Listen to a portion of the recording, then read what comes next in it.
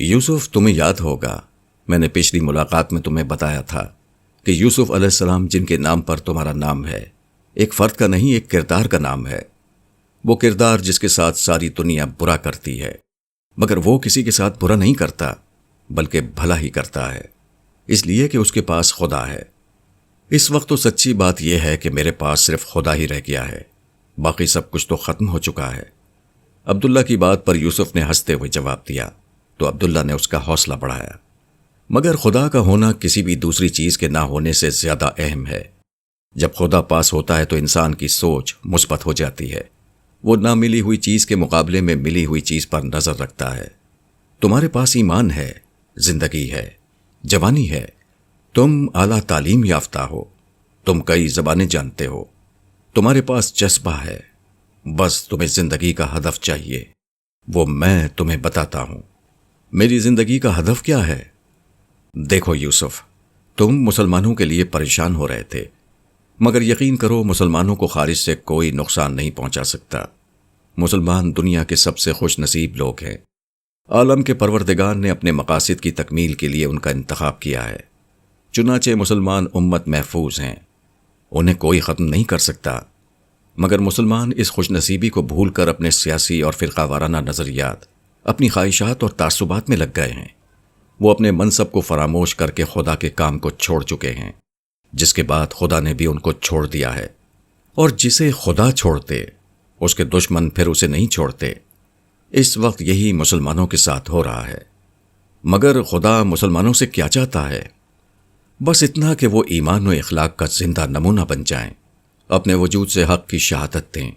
ان کے پاس آخرت کی ختم نہ ہونے والی بادشاہی کی خوشخبری ہے، ان کے پاس وہاں تک کامیابی سے پہنچنے کا مکمل راستہ ہے۔ مگر مسلمان نہ خود اس منزل کو پانے کی خواہش رکھتے ہیں، نہ دوسروں کو اس کی راہ کا نشان بتاتے ہیں۔ عبداللہ ایک لمحے کو رکا اور بولا، ہمارے ہاں دلوں میں دوریاں پیدا ہو گئی ہیں، خاندانی تعلقات ٹوٹ رہے ہیں، رشتہ دار ایک دوسرے سے نالاں ہیں، پڑوسی ایک دوسرے سے تنگ ہیں، اجتماعی طور پر ہم خود غرض، بے حس مفاد پرست ہو چکے ہیں۔ مادیت کی دوڑ نے ہمیں کرپٹ، ظالم اور بددیانت بنا دیا ہے۔ مسلمانوں کی مذہبی لیڈرشپ انہیں نہیں سمجھاتی، وہ کیا سمجھائیں گے؟ ان کے مسائل وہی ہیں جن کے لیے تم پریشان ہو رہے تھے، یعنی غیر مسلموں کی سازش، غیر مسلموں کے غلبے سے نجات پا کر اپنا غلبہ قائم کرنا۔ جو لوگ یہ نہیں کرتے وہ فرقہ واریت، ظاہر پرستی اور بدعت و تہمات کی دنیا آباد کیے ہوئے ہیں۔ اس مسئلے کا حل کیا ہے؟ مسئلے کا حل صحیح بات لوگوں تک پہنچانا ہے، انہیں انسانوں کے بارے میں خالق کا منصوبہ سمجھانا ہے، آخرت کی ابدی بادشاہی کی خبر دینی ہے، جنت کی منزل لوگوں کو دکھانی ہے، اس منزل تک پہنچنے کا ایمان و اخلاق کا راستہ سمجھانا ہے۔ لوگ مان لیں تو ان کی مرضی، نہ مانے تو ان کی مرضی۔ اور یہ جو برے حالات ہیں ان کا کیا ہوگا؟ حالات کو بدلنے کا بھی یہی ایک راستہ ہے۔ معاشرے انسانوں سے بنتے ہیں۔ جب انفرادی طور پر اعلیٰ انسان پیدا ہونا شروع ہوتے ہیں تو تبدیلی آنے لگتی ہے۔ جس گھر میں ایسا اعلیٰ انسان ہو وہ گھر، جس آفس میں ایسا انسان ہو وہ آفس، اور جس معاشرے میں ایسے انسان بڑی تعداد میں ہو جائیں وہ معاشرہ بدل جاتا ہے۔ پھر ایسے ہی لوگ جب اقتدار میں آتے ہیں تو زمین پر خدا کی بادشاہی قائم ہو جاتی ہے۔ زمین پر خدا کی بادشاہی دو ہی ادوار میں قائم ہوئی ہے، ایک حضرت داؤد اور حضرت سلیمان کا دور، اور دوسرا خلافت راشدہ کا دور۔ دونوں ادوار میں ایسے ہی اعلیٰ انسان اقتدار میں آ گئے تھے۔ آج بھی اس کے سوا کوئی اور راستہ ممکن نہیں، لیکن یہ تو بہت لمبا راستہ ہے۔ بس یہی ایک راستہ ہے۔ ویسے اللہ تعالیٰ کو اس سے کوئی دلچسپی نہیں کہ اس دنیا میں انسان کوئی جنت بنا لیں۔ ان کی یہ اسکیم ہے ہی نہیں کہ موجودہ دنیا کو جنت بنایا جائے۔ ان کی اصل اسکیم یہی ہے کہ ان اعلیٰ انسانوں کو تلاش کیا جائے جو اچھے برے ہر طرح کے حالات میں اپنے آپ کو خدائی اخلاق کا نمونہ بنا کر پیش کریں اور خدا کی ہستی کو اپنی زندگی کا محور و مرکز بنا لیں۔ یہی ایمان و اخلاق کی دعوت کا خلاصہ ہے، یہی جنت کی کنجی ہے۔ اس موقع پر نبیہہ نے گفتگو میں مداخلت کرتے ہوئے کہا، عبداللہ صاحب آپ اجازت دیں تو ایک بات پوچھ لوں؟ جی پوچھیں۔ دین تو بڑی پابندیوں کا نام ہے، آپ نے تو کسی پابندی کا ذکر نہیں کیا۔ دین کی پابندیوں کا تعلق اخلاقی برائیوں سے ہے، جیسے شرک نہ کرو، زنا نہ کرو، لوگوں کو دھوکہ نہ دو، جھوٹ نہ بولو۔ اس کے علاوہ دین چند بنیادی مطالبات کرتا ہے، جیسے دن میں 5 وقتہ نماز، سال میں 1 ماہ کے روزے، اگر حیثیت ہے تو مال پر زکوٰۃ، اور قدرت ہے تو زندگی میں 1 دفعہ حج۔ اس کے علاوہ گنتی کے چند شریعتی قوانین ہیں جو موقع، محل اور حالات کے لحاظ سے مطلوب ہوتے ہیں۔ ان کا تعلق بھی معاشرتی اور اخلاقی بہتری، خور و نوش کی پاکی اور بدنی طہارت سے ہے۔ بدقسمتی سے بتانے والے اصل دین تو بتاتے نہیں ہیں، یا اس کی اہمیت، زور، روح اور مقصد کو نہیں بتاتے، اور نان ایشو کو ایشو بنا کر پیش کرتے ہیں۔ وہ غیر دین کو دین بناتے ہیں۔ وہ اپنے اجتہادات اور فہم کو حق و باطل اور نیکی و بدی کا معیار بنا کر پیش کرتے ہیں۔ ظاہر ہے کہ انسانی فہم کبھی ٹھیک ہوتا ہے اور کبھی نہیں، اس لیے ایسے بہت سے انسانی اجتہادات اور فقہی آراء جنہیں دین بنا کر پیش کیا جاتا تھا، آج بہت مشکل اور ناقابل عمل ہو چکے ہیں، مگر لوگ انہی کو اصل دین بنا کر پیش کرتے ہیں، جس سے آپ جیسے لوگوں کو لگتا ہے کہ دین بہت مشکل ہے۔ اس کی سادہ ترین مثال تصویر ہے، جسے ایک زمانے تک حرام مطلق سمجھا جاتا تھا۔ تو کیا ایسا نہیں ہے؟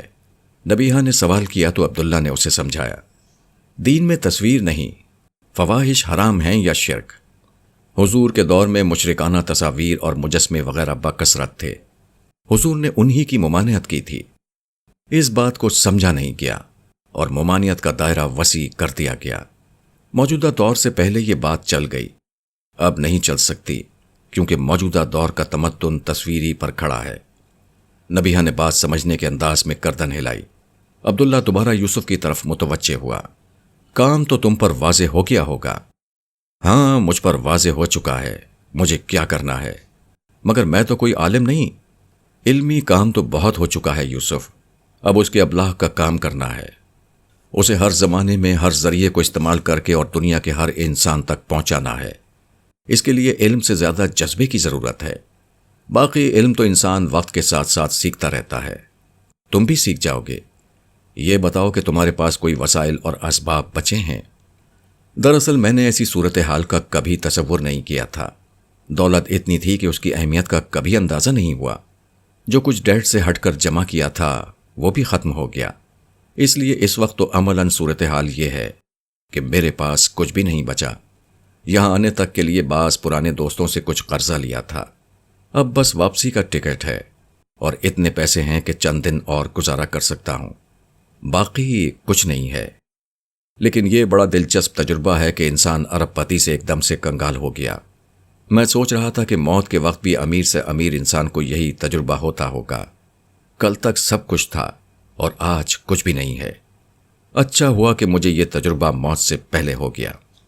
یہ بات کہی تو یوسف نے عبداللہ سے تھی، مگر نبیہ کے چہرے پر ایک رنگ آ کر گزر گیا۔ اسے یاد آ گیا کہ اس کے والدین کتنے امیر تھے اور اچانک کس طرح دنیا سے خالی ہاتھ چلے گئے۔ یہ ابھی پرانی بات نہیں تھی کہ اس نے اپنے ماں باپ کو لاکھوں روپے منٹوں میں اڑاتے دیکھا تھا، مگر ایک ہوائی حادثے میں دونوں کا اچانک انتقال ہوا تو سب کچھ یہیں رہ گیا۔ نبیہ یہ سب کچھ سوچتی رہی لیکن بولی کچھ نہیں۔ یوسف کی بات پر عبداللہ کچھ دیر خاموش رہا، پھر کچھ سوچتے ہوئے بولا، مجھے اللہ پر بھروسہ ہے، جب کوئی بندہ اپنی کشتیاں چلا دیتا ہے تو خدا ہر حال میں مدد کے لیے آتا ہے۔ وہ کب آتا ہے، کیسے آتا ہے، یہ اس کی حکمت ہے، مگر وہ آئے گا ضرور، خاص طور پر تمہارے جیسے شخص کے لیے جس نے اپنا سب کچھ خدا کے لیے نچاور کر دیا ہو۔ تم بے فکر رہو، اللہ تعالیٰ تمہارے لیے کوئی انتظام ضرور کریں گے۔ چلو دعا کرتے ہیں۔ یہ کہہ کر عبداللہ نے دعا کے لیے ہاتھ اٹھا دیے۔ اس کی پیروی میں یوسف نے اور ساتھ میں نبیہ نے بھی دعا کے لیے ہاتھ اٹھا دیے۔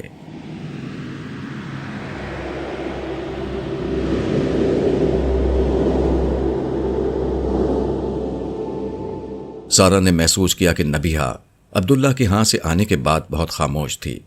وہ عبداللہ کے ہاں سے واپس آتے ہوئے بھی مکمل طور پر خاموش رہی تھی۔ سارہ کا خیال تھا کہ نبیہ اس سے کچھ ناراض ہوگی، مگر نبیہ نے اس سے کچھ بھی نہیں کہا تھا۔ آنے کے بعد بھی وہ زیادہ تر اپنے کمرے میں بند رہتی تھی۔ وہ جب کبھی اس کے کمرے میں گئی، نبیہ اپنے والدین اور اپنی پرانی تصویر دیکھتے ہوئے نظر آئی۔ بچپن، لڑکپن، نوجوانی اور جوانی کی تصویریں، وہ انہی تصویروں کو گمسم دیکھتی رہتی تھی۔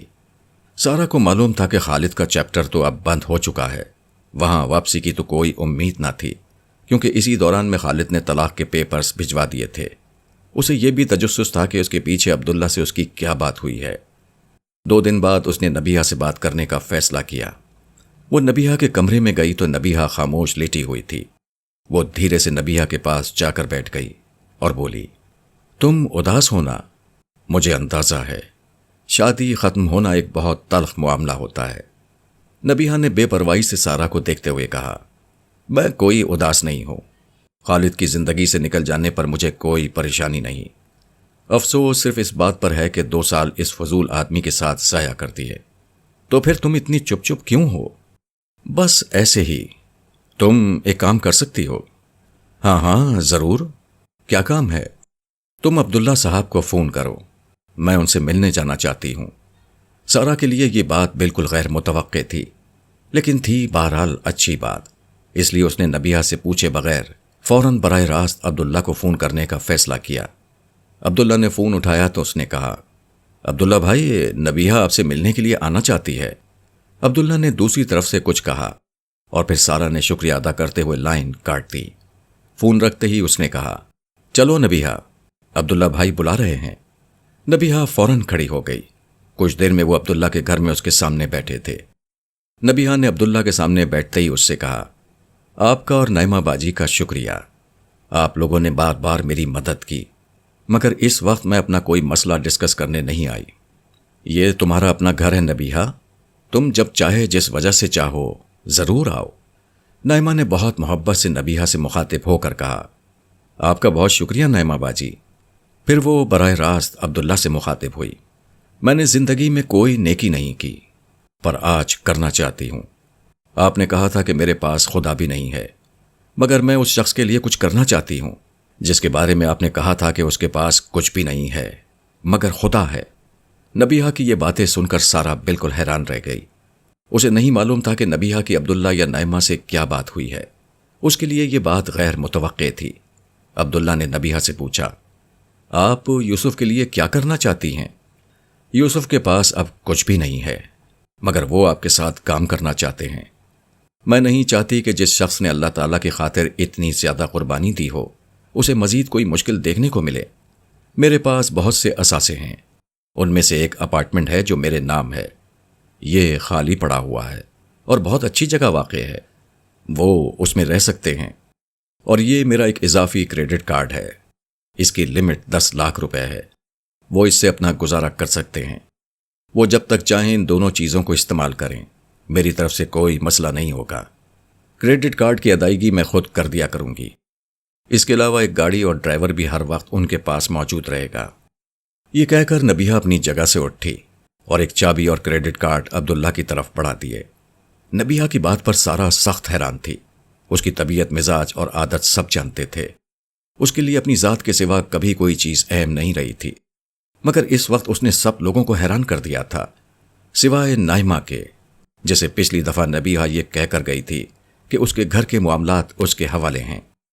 عبداللہ نے توصیفی نگاہوں سے اسے دیکھتے ہوئے کہا، خوش رہو نبیہہ، خدا تمہیں سلامت رکھے، تم نے میرا بہت بڑا بوجھ ہلکا کر دیا۔ تمہیں اس خدمت کے صلے میں خدا ایک روز تمہیں وہاں پہنچائے گا جس کا آج تم تصور بھی نہیں کر سکتی۔ یہ میرا تم سے وعدہ ہے۔ بہت شکریہ، مجھے آپ سے 2 منٹ تنہائی میں بات کرنی ہے۔ نبیہہ نے سارا اور نائمہ کی طرف دیکھتے ہوئے کہا، وہ چاہتی تھی کہ ان دونوں کی غیر موجودگی میں وہ عبداللہ سے وہ بات کرے جو اس نے پہلے نائمہ سے کی تھی۔ آج یہاں وہ یوسف کے ساتھ عبداللہ کی ذمہ داری بھی تا عمر اٹھانے کا عزم کر کے آئی تھی۔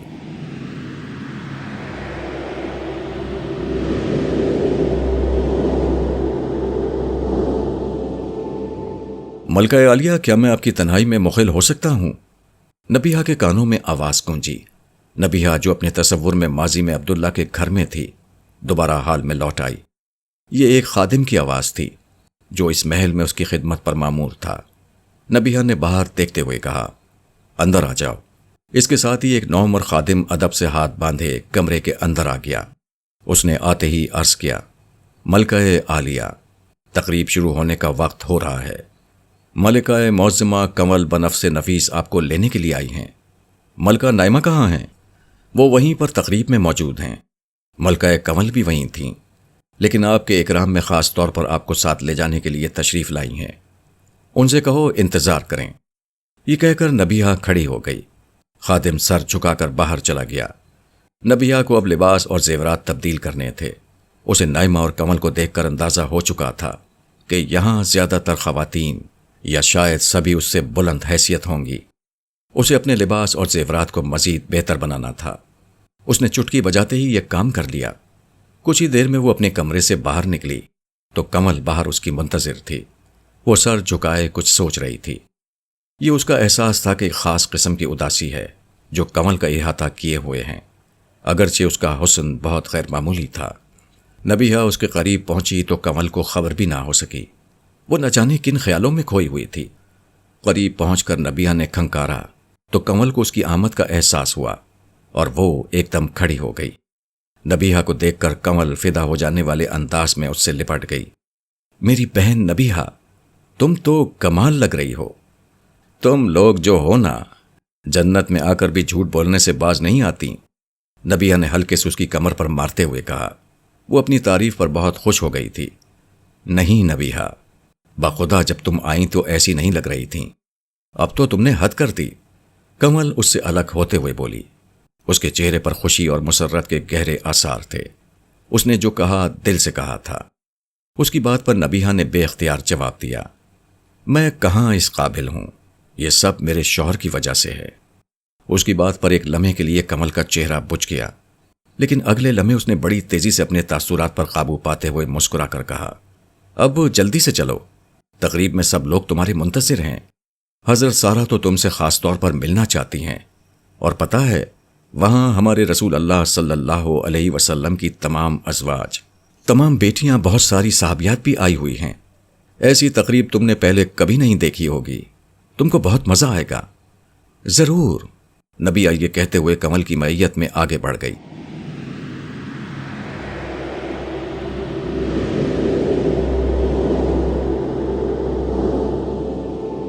کمل نبیہہ کا ہاتھ تھامے حضرت سارہ کے گھر پہنچی۔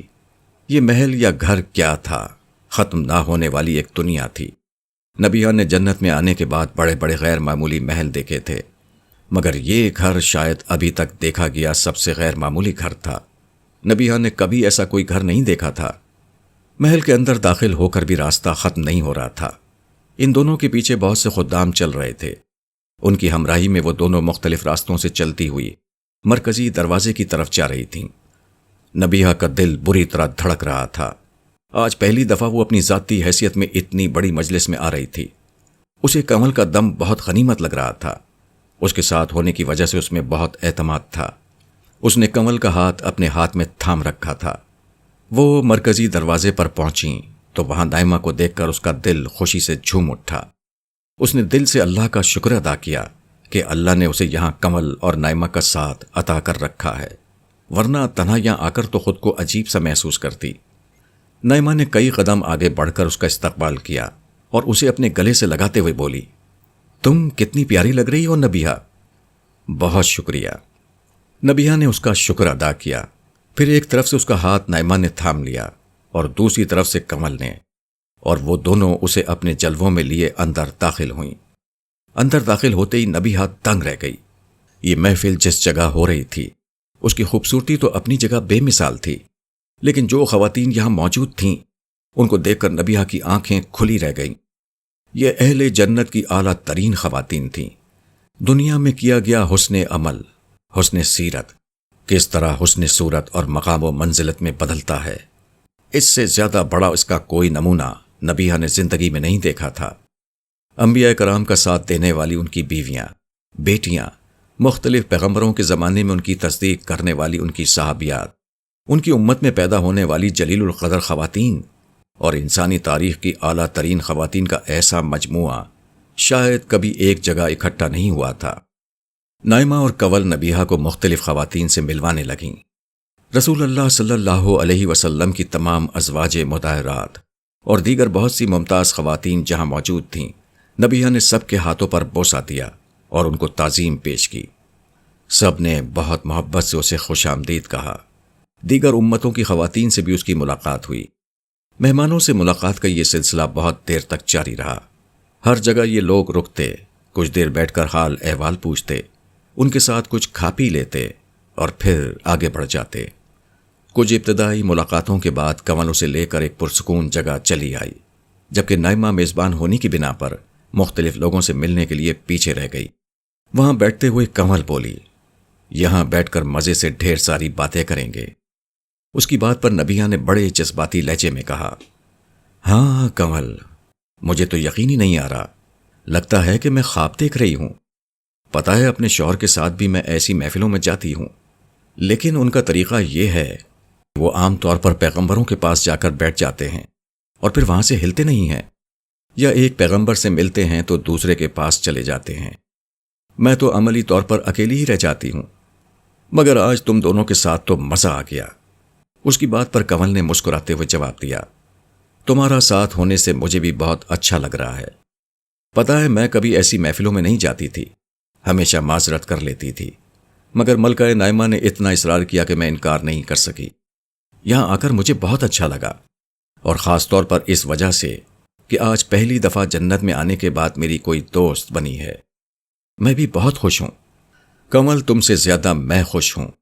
اول تو ذاتی طور پر ایسی محفل میں بلایا جانا بہت بڑی بات ہے، پھر تمہاری جیسی پیاری دوست کا مل جانا۔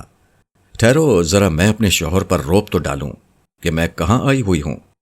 وہ سمجھتے ہیں کہ میں ان کے بغیر ایسی کسی جگہ جا ہی نہیں سکتی۔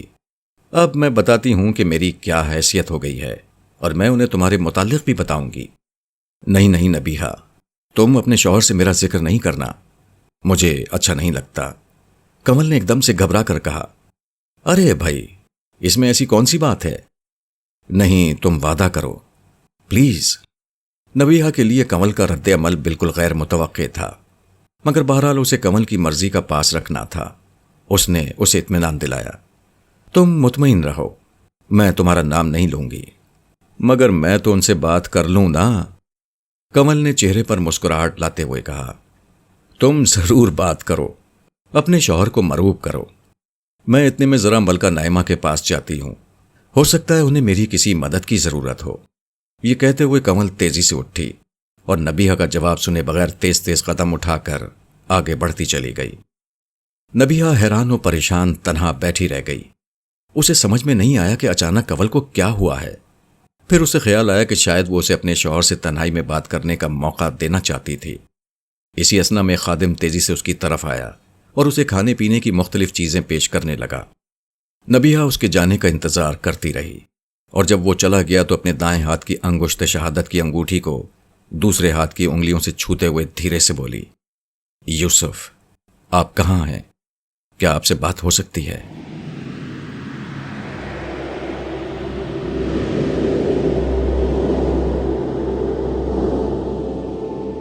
یوسف اور عبداللہ خاموشی سے اپنی نشستوں پر دراز تھے۔ دونوں کی نگاہیں آسمانوں کی طرف اٹھی ہوئی تھیں۔ فرق صرف یہ تھا کہ عبداللہ بے قرار وسعتوں کا جائزہ لے رہا تھا، جبکہ یوسف ماضی میں کھویا ہوا تھا۔ اس خاموشی کو عبداللہ نے توڑا۔ وہ سامنے دیکھ رہے ہو؟ یہ کہتے ہوئے عبداللہ نے انگلی سے ایک سمت اشارہ کیا۔ یوسف کی نگاہیں اس سمت اٹھ گئیں۔ اس کی نگاہیں ایک جگہ مرتکز ہوئیں اور اس کہکشانی علاقے کی جزیات تک اس کی نگاہوں میں سما گئیں۔ شاندار کام ہے، یہ تمہاری ابھی تک نہ ہونے والی بیگم کنول نے کیا ہے۔ اسے میں نے اور نائمہ نے بیٹی بنا کر گود لے لیا ہے۔ آج کل وہ ہمارے ساتھ ہوتی ہے اور اس طرح کے کاموں میں میری مدد کرتی ہے۔ عبداللہ کی بات پر یوسف ایک دم سے چونک پڑا اور عبداللہ کی طرف دیکھنے لگا۔ اس کو عبداللہ سے ایسی کسی بات کی توقع نہ تھی۔ وہ کچھ حیرانی اور پریشانی کے عالم میں بولا، سردار، آپ کیا کرنا چاہتے ہیں؟ کیا آپ انہیں نہیں جانتے؟ میں سب جانتا ہوں، اور یہ بھی جانتا ہوں کہ کیا کر رہا ہوں۔ ویسے بے فکر رہو، آخری اطلاع تک نائمہ نے مجھے یہ بتایا ہے کہ کنول اور نبیہہ کی آپس میں گہری دوستی ہو چکی ہے۔ اس بات پر یوسف اپنی نشست سے اٹھ کر بیٹھ گیا۔ سلطان، آپ نبیہہ کے مزاج کو پوری طرح نہیں جانتے۔ زندگی اس کے ساتھ میں نے گزاری ہے، آپ نے نہیں۔ پھر اس نے میری خاطر بہت قربانیاں دی ہیں، میرا ساتھ دیا ہے۔ جواب میں مجھ سے صرف ایک وعدہ لیا تھا، وہ یہ کہ میری زندگی میں کبھی کوئی دوسری عورت نہیں آئے گی۔ اور ایسے میں آپ اسے ایسی لڑکی سے ملوا رہے ہیں جو آج بھی مجھ سے محبت کرتی ہے، جو کسی اور سے شادی صرف اس وجہ سے نہیں کر رہی کہ اس کی شادی مجھ سے نہیں ہو سکتی۔ یہ سب چھوڑو، صرف یہ بتاؤ کہ اگر کمل تم سے شادی کرنا چاہے تو تم مجھ سے شادی کرنا چاہو گے؟ میں ضرور کرتا، کیوں نہیں کرتا؟ وہ میری محبت ہے، اس نے مجھے اسلام کا راستہ دکھایا تھا، مگر میں کمل کی ادھوری کہانی اس قیمت پر پوری نہیں کر سکتا کہ نبیہا کی کہانی ادھوری رہ جائے۔